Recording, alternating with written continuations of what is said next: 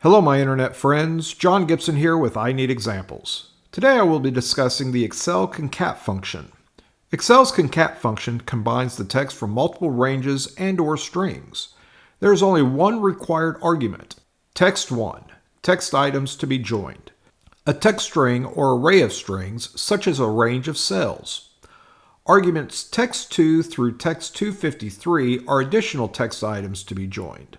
For example, I could join the values in A2 through D2 to create a proper US address using the following formula.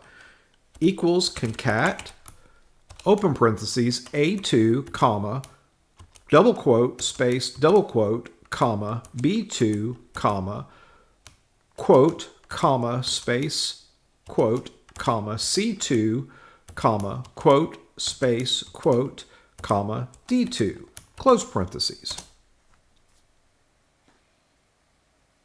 Thank you for watching. If you found this video helpful, please like and subscribe. Comment below if you would like to see examples on a specific topic. Have a wonderful day, and I will see you next time.